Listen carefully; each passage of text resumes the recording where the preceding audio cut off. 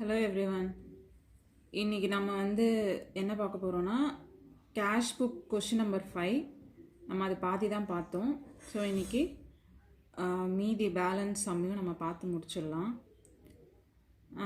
பழைய வீடியோவில் பார்த்திங்கன்னா 6-2 வரைக்கும் பார்த்துருந்தோம்.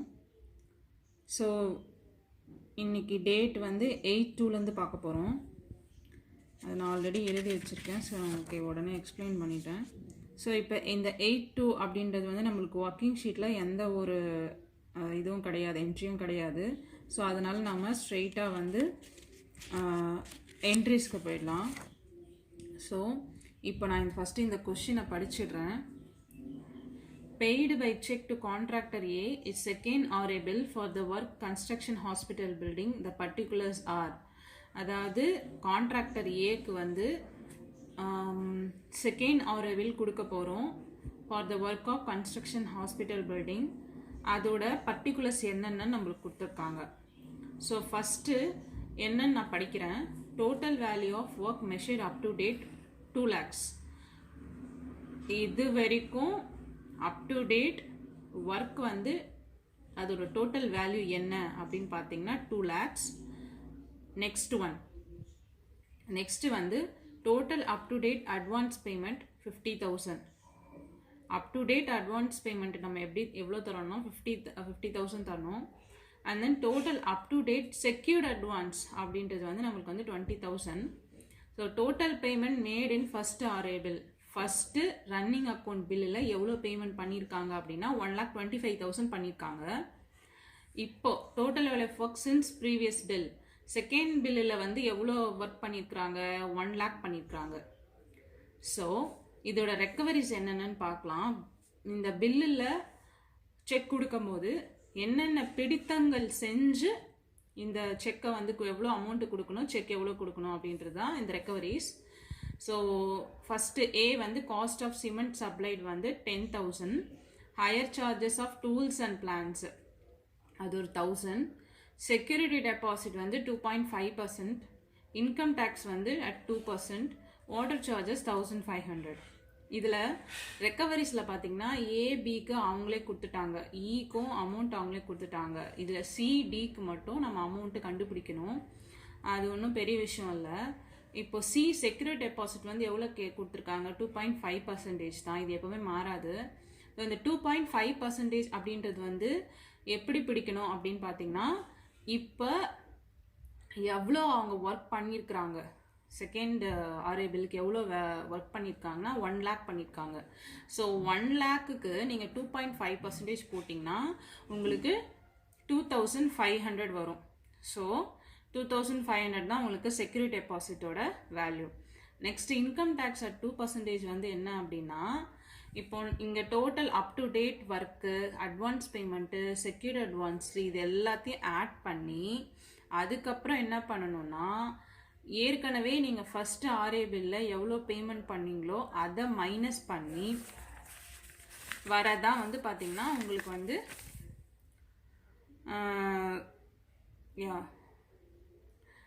அதில் மைனஸ் பண்ணி வர வேல்யூ இருக்கு இல்லைங்களா, அதில் தான் நீங்கள் இன்கம் டேக்ஸ் டிடிஎஸ் பிடிக்கணும்.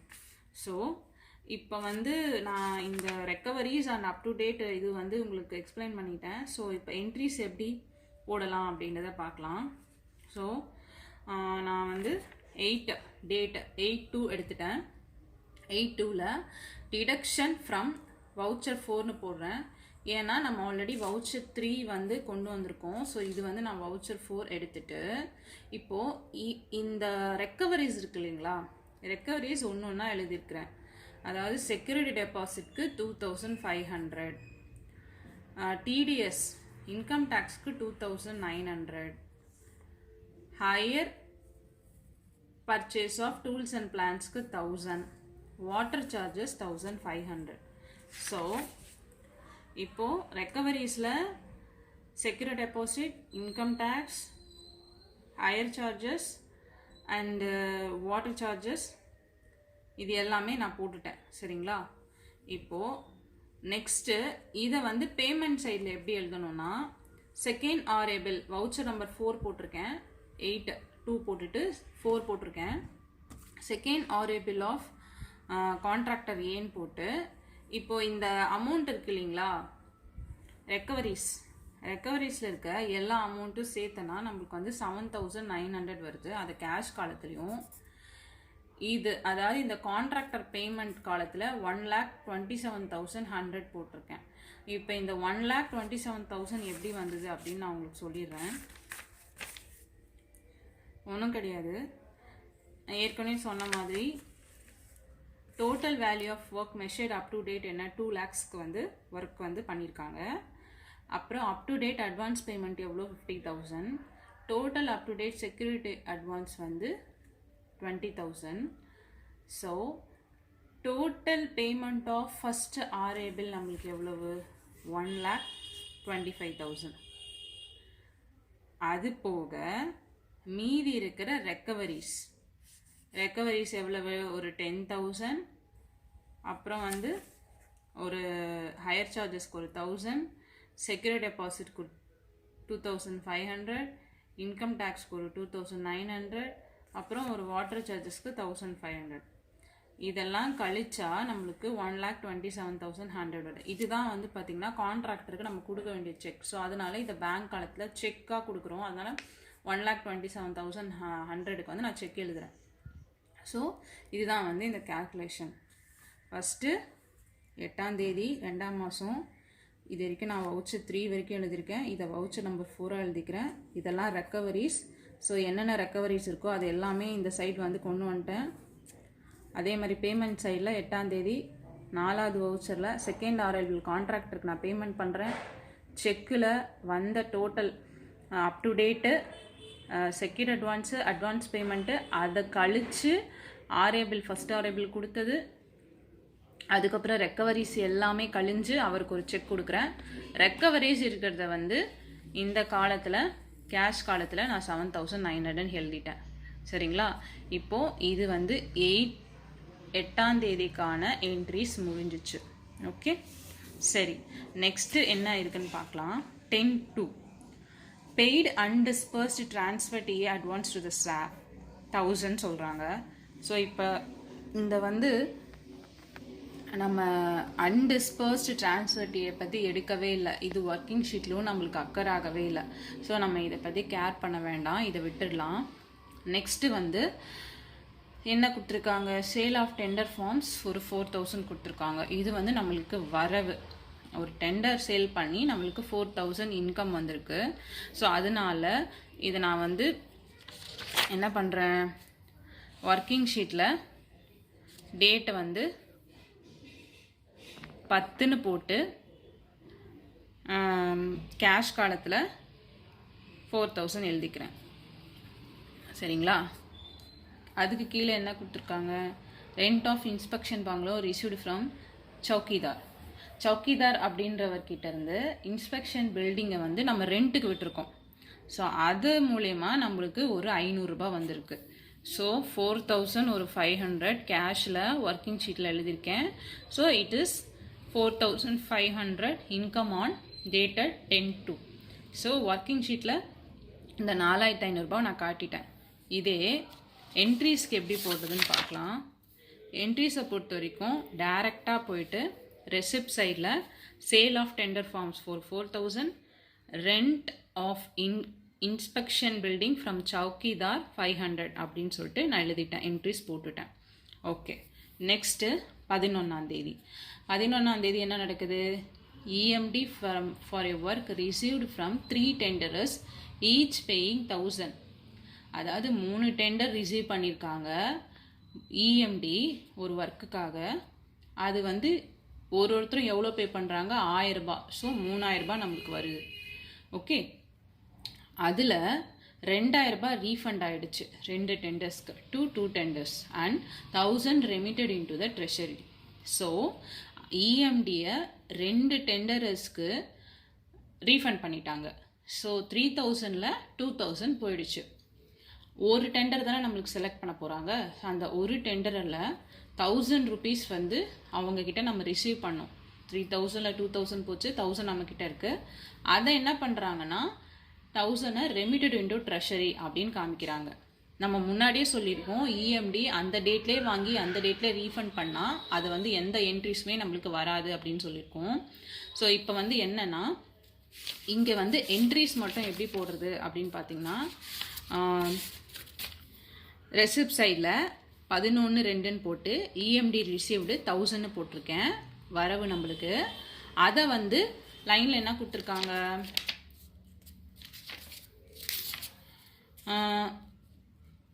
ரெமிட்டட் இன்டு ட்ரெஷரி அப்படின்னு போட்டிருக்காங்க. ஸோ பேமெண்ட் சைடில் 11/2 போட்டு amount of EMD remitted into treasury வந்து 1000 போட்டேன். சரிங்களா, இதுதான் வந்து ரெசிப்ட் அண்ட் பேமெண்ட் சைட். ஒரு இஎம்டி வந்து நம்மளுக்கு வாங்கி அதை ட்ரெஷரியில் ரெமிட் பண்ணால் இதுதான் நம்மளுக்கு என்ட்ரி. ஓகேங்களா. Next 13/2 cash found surplus on physical verification 200. Actually இந்த cash found surplus on physical வெரிஃபிகேஷன்றது ரொம்ப இன்ட்ரெஸ்டிங்கான ஒரு விஷயம். ஏன் சொல்கிறேன்னா, அதாவது நம்மளே 200 சர்ப்ளஸ்ன்னு சொல்லுவோமா, அப்புறம் நம்மளே வந்து அதிகமாக இருக்குது அப்படின்னு சொல்லுவோமா. அந்த ஒரு காமெடி சொல்லுவாங்கள்ல, இவரே குண்டு வைப்பாராம் இவரே எடுப்பாராம், அந்த மாதிரி தான் இந்த கேஸு. பட் ஆனால் இது வந்து என்னென்னா ஒர்க்கிங் ஷீட்டில் அக்கறை ஆகும். அது என்னன்னு பார்க்கலாம்.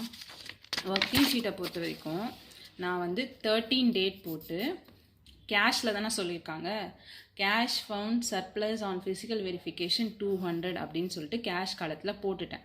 சரிங்களா.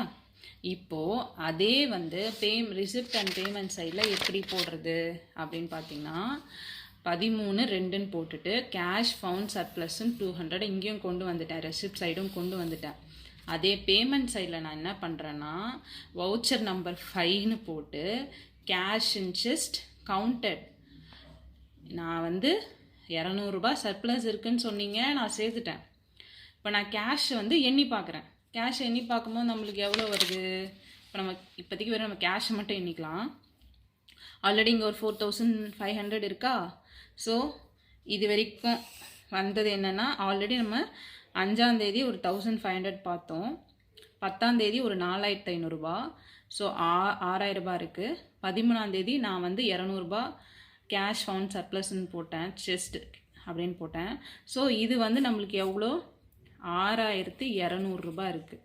அப்போ எவ்வளோ இருக்குது, 6200 ரூபா இருக்குது. இவங்க என்ன சொல்கிறாங்க, கேஷ் ஃபவுண்ட் சர்ப்ளஸ்ன்னு சொல்லிட்டாங்க. பட் நான் வந்து எனக்கு வந்து கேஷ் வந்து 6200 ரூபா தான் இருக்குது. ஆனால் நீங்கள் என்ன சொல்கிறீங்க, கேஷ் வந்து 200 ரூபா அதிகமாக இருக்குதுன்னு சொல்கிறீங்க. ஸோ நான் இப்போ என்ன சொல்வேன்னா, கேஷ் இன்ட்ரெஸ்ட் கவுண்டட் நான் எண்ணிட்டேன், கேஷ் இன்ட்ரெஸ்ட்டில் நான் எண்ணிட்டேன். அதில் எவ்வளோ இருக்குது, 6200 ரூபா தான் இருக்குது. அப்போ நீங்கள் என்ன சொல்கிறீங்க, 200 ரூபா அதிகமாக இருக்குன்னு சொல்கிறீங்க. அப்போ இது wrong. So cash interest counted 6400 instead of 6200. அதாவது 6200 ரூபா தான் இருக்குது, ஆனால் அதை வந்து 6400 ரூபாவாக கவுண்ட் பண்ணிட்டாங்க. ஸோ இது வந்து பேமெண்ட் சைடில் வந்துடும். கன்ஃபியூஸ் ஆகாதீங்க. இது வந்து ஃபஸ்ட்டு ஒரு டைம் போடும்போது அப்படி தான் இருக்கும். நீங்கள் நிறைய சம்ஸ் ஒர்க் அவுட் பண்ணி போடும்போது இது உங்களுக்கு கன்ஃபியூஷனெல்லாம் தெரியாது. சரிங்களா. சரி, நெக்ஸ்ட்டு என்ட்ரிக்கு போயிடலாம். இப்போ வந்து 17/2ல ஒரு என்ட்ரி இருக்குது. Received from SDOX cash challan for 100 remitted by him into treasury on account of sale proceeds of produce from public building. அதாவது SDOX நம்மளுக்கு ஒரு கேரக்டர் இருக்குன்னு சொன்னேன், சீனியர் டிராஃப்டிங் ஆஃபீஸர். அவர் என்ன பண்ணுறாருன்னா, 100 ரூபாய்க்கு ஒரு கேஷ் சலான் ரிசீவ் பண்ணுறாரு. அதை அவரே வந்து ட்ரெஷரிக்குமே வந்து ரெமிட் பண்ணிடுறாரு, ட்ரெஷரியில் போட்டுடுறாரு. என்ன இதில் போடுறாருன்னா, ஒரு சேலில் எனக்கு வந்திருக்கு, அந்த சேல் வந்து பப்ளிக் பில்டிங் மூலிமா வந்திருக்கு, அதனால் அந்த அக்கௌண்ட்டில் போயிட்டு இந்த 100 ரூபாய் சேர்க்குறேன் அப்படின்ற மாதிரி போட்டிருக்காங்க. ஸோ இதுக்கான என்ட்ரி என்னன்னு பார்க்கலாம். இப்போது இந்த 100 ருபீஸ் அப்படின்றது SDOவால் ரிசீவ் பண்ணப்பட்டு அந்த அமௌண்ட் வந்து பேங்க்குக்கோ ஒரு ட்ரெஷரிக்கோ போயிடுச்சு. ஸோ இதை வந்து நம்ம வந்து ஒர்க்கிங் ஷீட்டில் எதுவுமே போட வேண்டாம். என்ட்ரிஸ் மட்டும் என்ன பண்ணுறீங்கன்னா, ரெசிப்ட் சைடில் போயிட்டு sale of proceeds from public building 100 rupees, அதே வந்து ட்ரெஷரிக்கும் போயிடுச்சு. So remitted into treasury 100. இது வந்து என்னன்னா, ஆல்ரெடி நம்ம வந்து ஒரு 1000 rupees பார்த்தோம்ல, அது மாதிரி தான் இதுவும். லைக் எதில் பார்த்தோம், EMD receive 1000 amount of EMD remitted into treasury ஒரு 1000 சேம் என்ட்ரி. ஓகேவா? அடுத்தது என்ன கொடுத்துருக்காங்க? 26ஆம் தேதி போயிட்டோம். 26ஆம் தேதியில் என்ன கொடுத்துருக்காங்க? the executive engineer proceeds on tour and carries self check for meeting the expenditure for immediate repair of government building. Executive engineer வந்து டூருக்கு கிளம்பிட்டார். அவர் வந்து செல்ஃப் செக் கொண்டு போகிறாரு. எதுக்காக அப்படின்னா ஒரு கவர்மெண்ட் பில்டிங் இம்மீடியட்டாக ரிப்பேர் பண்ணணும் அப்படின்னு சொல்கிறாங்க. அதுக்கான எக்ஸ்பெண்டிச்சருக்காக அவருக்கு 5000 தேவைப்படுது. ஸோ அந்த 5000க்கு வந்து அவர் செல்ஃப் செக் எடுக்கிறாரு. செல்ஃப் செக் எடுக்கிறது அப்படின்னா உங்களுக்கு என்னன்னு தெரியும்ல, அதாவது செல்ஃப் செக் அப்படின்றது கேஷ் இந்த ஃபார்ம் ஆஃப் கேஷ் தான். இப்போது உங்களுக்கு ஒரு 5000 ரூபாய் வேணும் செல்ஃப் செக் அப்படின்னா நம்ம எங்கேருந்து எடுப்போம்? அஃப்கோர்ஸ் நம்மளுக்கு கேஷ் ஜஸ்ட் வேணும். ஸோ முதல்ல வந்து அந்த 5000 ரூபாவை நம்மளுடைய செஸ்ட்டுக்கு கொண்டு வரணும். ஸோ அந்த செஸ்ட்டு கொண்டு வரத்துக்கு செக் எழுதுறதுக்கு வந்து பார்த்திங்கன்னா செக் எழுதி தான் வந்து ஃபில் பண்ண முடியும். ஸோ 5000 ஃபஸ்ட்டு பேங்க்லேருந்து எடுக்கணும். பேங்க்லேருந்து எடுத்து செஸ்ட்டை ஃபில் பண்ணி அந்த செஸ்ட்லேருந்து தான் அந்த 5000 ருபீஸை நம்ம எடுத்துகிட்டு போக முடியும். ஸோ இப்போ அதுக்கு வந்து என்ட்ரி எப்படின்னு பார்க்கலாம். முதல்ல வந்து cash from bank 5000 receipt side. இதே 26/2ல் கேஷ் ஃபார் செஸ்ட் பேங்க் 5000 போட்டிருக்கோம். ஸோ இது வந்து எப்படின்னா கிரெடிட்டில் ஒன்று டெபிட்டில் ஒன்று அந்த மாதிரி ஒரு என்ட்ரி. ஸோ இது வந்து அந்த 5000 பேங்க்லேருந்து எடுத்து செஸ்ட்டை ஃபில் பண்ணி நம்ம யாருக்கு கொடுக்குறோம்? ஈக்கெலாம் கொடுக்குறோம். அவர் அங்கே போய் செலவு பண்ண போகிறார், அவர் எக்ஸ்பெண்டிச்சர் மேக் பண்ண போகிறார். அதுக்கு கேஷ் செஸ்ன்னு சொல்லிட்டேன். ஸோ அஃப்கோர்ஸ் இது வந்து ஒர்க்கிங் ஷீட்டில் ஒரு காலமாக தான் நம்மளுக்கு வரும். ஸோ ஒர்க்கிங் ஷீட்டை பொறுத்த வரைக்கும் டெம்பரரி அட்வான்ஸ் டு முன்பணம் ஈக்கு வந்து ஏதோ ஒரு செலவு டூருக்கு அவர் மேக் பண்ண போகிறார். அதனால இது ஒரு டெம்பரரி அட்வான்ஸ் டு ஈன்னு போட்டு எந்த டேட்டு 26ல் டெம்பரரி அட்வான்ஸ் டு ஈன்ற காலத்தில் நான் ஒரு 5000 எழுதிட்டேன். ஸோ இப்போது இந்த என்ட்ரி வந்து எப்படி போட்டிருக்கேன்னா நான் ஆல்ரெடி சொன்னோம் டெம்பரரி அட்வான்ஸை பொறுத்த வரைக்கும் ரெட் பெனில் எழுதணும், ஸ்லாண்டிங் எழுதியிருக்கேன். Temporary advance of 5000 given to executive engineer for repair to government building. அந்த இதுவும் நீங்கள் எழுதிக்கோங்க, இன்சைடில் எழுதுங்க. ஓகேவா? நெக்ஸ்ட்டு என்ட்ரி வந்து 28/2 through salary of executive engineer and staff by செக்குன்னு சொல்லியிருக்கோம். Salary so gross amount 20,000. Recoveries என்னென்னு பார்த்தீங்கன்னா GPF, income tax, PLI, advance of pay, over payment of January 2019. இதுக்கு ஒரு அமௌண்ட் கொடுத்துருக்காங்க. 1000, 500, அப்புறம் ஒரு 100, 500, 700. ஸோ இப்போது இந்த இதுவை நம்ம எப்படி போட போகிறோம் அப்படின்னு பார்த்தீங்கன்னா entry receipt side 28/2 deduction from salaries. நான் ஃபஸ்ட்டு ரெக்கவரிஸ் எல்லாம் எழுதிட்டேன். ஜிபிஎஃப் 1000, இன்கம் டேக்ஸ் 500, பிஎல்ஐ பிஎல்ஐன்றது என்னது? போஸ்டல் லைஃப் இன்சூரன்ஸ் தானே? ஓகே, பிஎல்ஐ அது ஒரு 100. ஸோ இந்த ரெக்கவரிஸை நான் தனித்தனியாக எழுதிட்டேன். அதுக்கப்புறம் பேமெண்ட் சைடில் போயிட்டு இது வரைக்கும் எத்தனை வவுச்சர்ஸ் பார்த்துருக்கோம்? இந்த கேஷ் அண்ட் செஸ்ட்டு 5 எடுத்துகிட்டு வந்திருக்கோமா? ஸோ இது வந்து 6th சேலரிஸ் அப்படின்னு போட்டு 1600, அதாவது இந்த ரெக்கவரிஸ் வந்து 1600 கேஷ் காலம். அது போக எவ்வளோ வந்து நம்ம வந்து செக்கு கொடுக்க போகிறோம்? 17,200 கொடுக்க போகிறோம். அதை வந்து நான் பேங்க் காலமில் எழுதிட்டேன். ஸோ இப்போ நம்ம டேட் வைஸ் எல்லா என்ட்ரிஸும் முடிச்சாச்சு. இதுக்கப்புறம் க்ளோசிங் பேலன்ஸ் அரைவ் பண்ணணும். இதில் க்ளோசிங் பேலன்ஸ் நீங்கள் அரைவ் பண்ணால் எது 2 விஷயம் மேட்ச் பண்ணணும் உங்கள் சம் கரெக்ட் அப்படின்றதுக்காக. என்னென்ன அப்படின்னு பார்த்தீங்கன்னா, ஃபஸ்ட்டு பேமெண்ட் சைடும் பேமெண்ட் சைடில் பேமெண்ட் சைடில் இருக்க cash total and then receipt சைடில் இருக்க கேஷ் டோட்டல் உங்களுக்கு சேமாக வரணும். அதே மாதிரி க்ளோசிங் பேலன்ஸ் வந்து எப்படின்னா உங்களுடைய ஒர்க்கிங் ஷீட்டில் இருக்க க்ளோசிங் பேலன்ஸும் கேஷ் காலத்தில் இருக்க க்ளோசிங் பேலன்ஸும் ஒன்றா வரும். ஸோ இப்போ அதுக்கு கீழே வந்து உங்களுக்கு கொடுத்துருக்காங்க சம்மில் details of closing balance arrive பண்ணுறது அண்ட் தென் வந்து ஈயோட சர்டிஃபைட் வாங்குறது அப்படின்னு சொல்லிட்டு. ஸோ வந்து இந்த சம்மை பொறுத்த வரைக்கும் நம்மளுக்கு வந்து 45,650 வந்து அமௌண்ட் காலத்துலேயும் கேஷ் காலத்துலேயும் வந்து உங்களுக்கு வந்து பேலன்ஸ் வருது.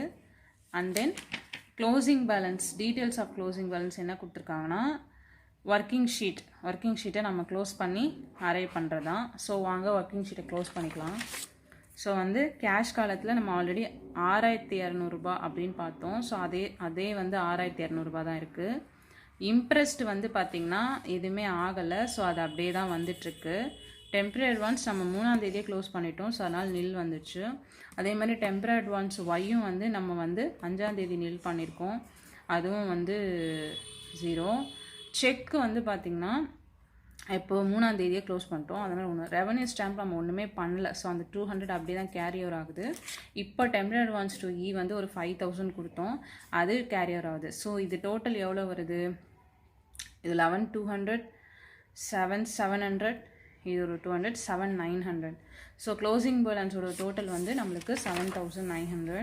இப்போ நீங்கள் என்ன பண்ணுங்கன்னா டீட்டெயில்ஸ் ஆஃப் க்ளோசிங் பேலன்ஸ் அப்படின்னு சொல்லிட்டு எழுதிட்டு கேஷ் இன் ஹேண்ட் எத்தில் எவ்வளோ இருக்குது? 6,200 இருக்குது இல்லைங்களா?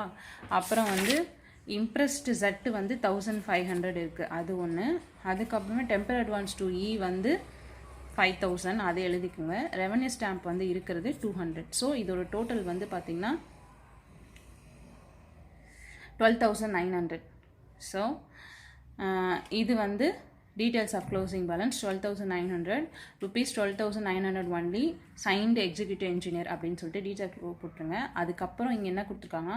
Certified that cash has been counted this day the 28th February 2019 along with the balance of the subcash chest and found to be 6,400 rupees, 6,400 only, which is correct. Signed executive engineer.